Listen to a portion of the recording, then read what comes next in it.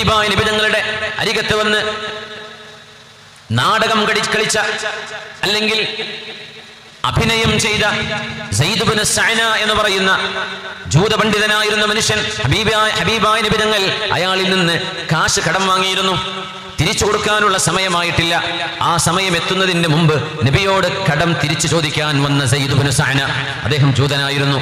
പുണ്യനബി തങ്ങൾ അവിടുത്തെ സ്വഹാബിന്റെ കൂടെ ഇരിക്കുമ്പോഴേ ഇയാൾ ഓടി വന്നിട്ട് പറയുകയാണ്, യാ മുഹമ്മദു, മുഹമ്മദ് നബിയെ, ഇഖ്ലി അലയ്യ ദൈനി, എന്റെ കടം വീട്ടണം. അൻതും ബനു അബ്ദുൽ മുത്തലിബ് മുമാതിലൂൻ, നിങ്ങൾ അബ്ദുൽ മുത്തലിബിന്റെ മക്കൾ കാശുണ്ടെങ്കിലും കടം തിരിച്ചു കൊടുക്കാതെ ആളുകളെ ബുദ്ധിമുട്ടിക്കുന്നവരാണ്. അല്ലാഹുവിന്റെ ഹബീബിനെ ജീവനേക്കാൾ സ്നേഹിക്കുന്ന സ്വഹാബിമാർക്ക് ഈ ഇൻസൾട്ട് കാണാൻ സഹിക്കാൻ കഴിയുമോ?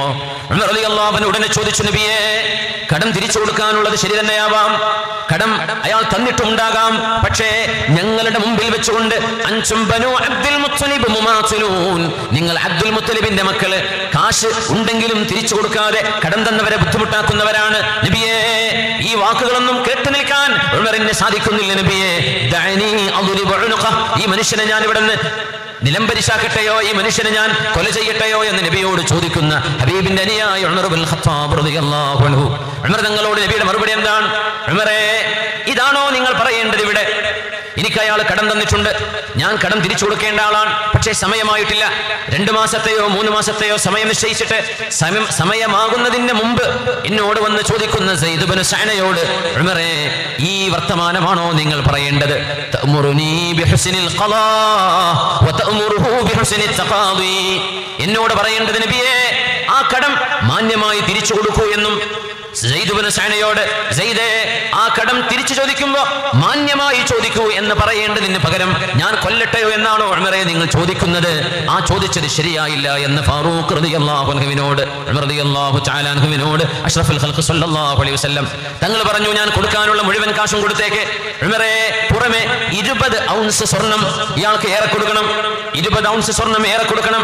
സയ്യിദ് ഇബ്നു സഅന തിരിച്ചു കിട്ടാനുള്ള പണം കയ്യിൽ കിട്ടിയിട്ട് 20 ഔൺസ് സ്വർണം ഏറെ കിട്ടിയപ്പോ ചോദിച്ചു, ഇത് എന്താണ്?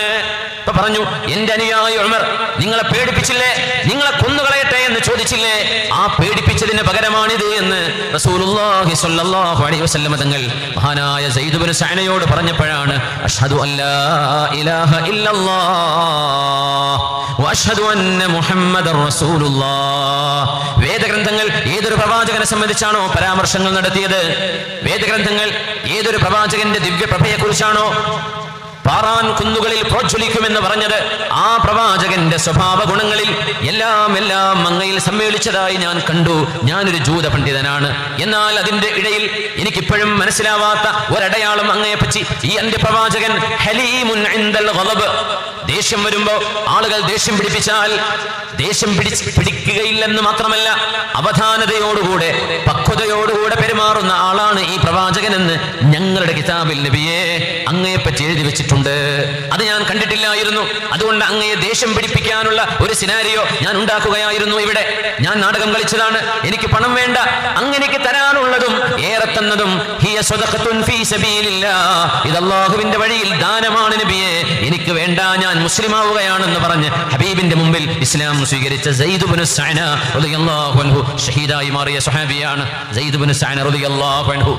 ഹബീബായ നബിയുടെ ഈ സ്വഭാവ ഗുണങ്ങൾ നമ്മൾ പറയുമ്പോൾ അവിടുത്തെ അനുയായികളാണ് നമ്മൾ, ഹബീബിന്റെ അനുയായികളാണ് നമ്മൾ.